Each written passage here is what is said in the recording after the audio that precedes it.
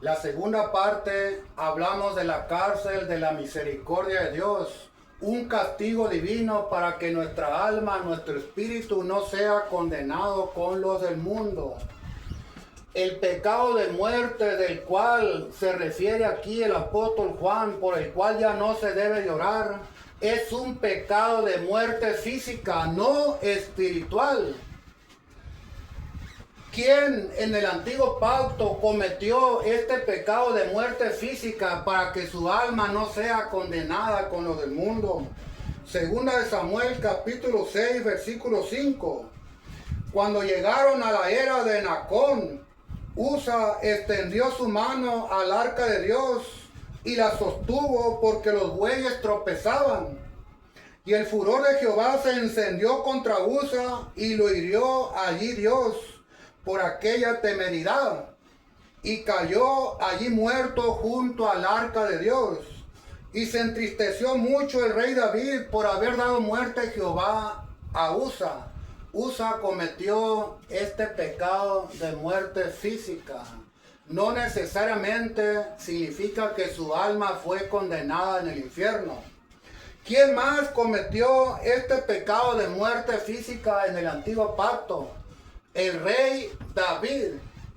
El rey David cometió un terrible pecado de adulterio y de asesinato. Ese terrible pecado ameritaba muerte espiritual, pero también muerte física.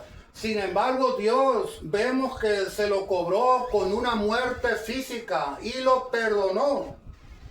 La historia la vemos en 2 de Samuel capítulo 12 versículo 5.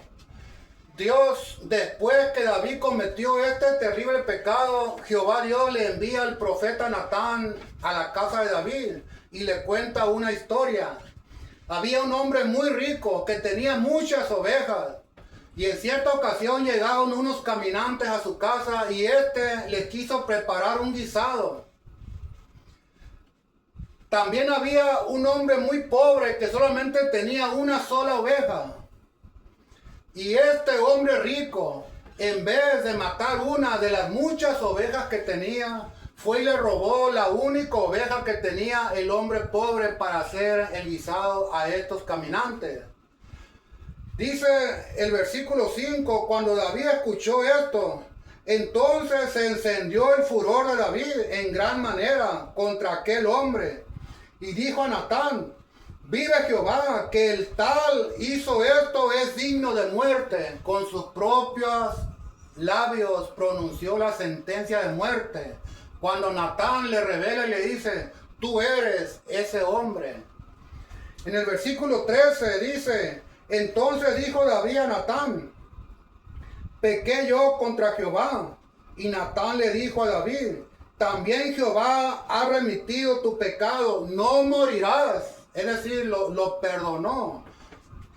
Y el versículo 14, más por cuanto con este asunto hiciste blasfemar a los enemigos de Jehová, el hijo que te ha nacido ciertamente morirá. El fruto de ese pecado de adulterio fue el que pagó el castigo de David, el pecado de muerte física. David tuvo que ayunar 7 días y 7 noches para que Dios no le matara a su hijo. Sin embargo, el Espíritu Santo le estaba diciendo a David, David, es inútil que ores por la sanidad de este niño. La sentencia está dada, tu niño morirá. Hay pecado de muerte por el cual yo pido que ya no se ore. Es inútil la oración cuando se da la sentencia de parte de Dios.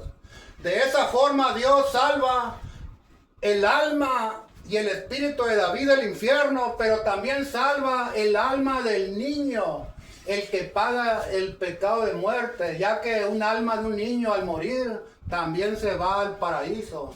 Vemos la misericordia de Dios actuando. ¿Quién más cometió este pecado de muerte en el nuevo pacto? Ananías y Zafira, Hechos capítulo 5. Pero cierto hombre llamado Ananías con Zafira su mujer vendieron una heredad y sustrajo el precio, sabiéndolo también su mujer, y trayéndolo solo una parte lo puso a los pies de los apóstoles.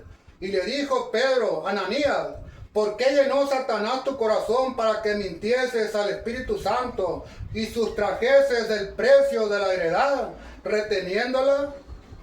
¿No se te quedaba a ti y vendida no estaba en tu poder? ¿Por qué pusiste esto en tu corazón? No has mentido a Dios, no has mentido a los hombres, sino a Dios. Al oír Ananías estas palabras, cayó muerto. Y vino un gran temor sobre los que lo oyeron. Más adelante vemos que también entró su esposa y volvió a mentir y cayó muerta. No necesariamente perdieron su alma. Juicio en la carne para que no sean condenados con los del mundo. Vamos por la cuarta parte.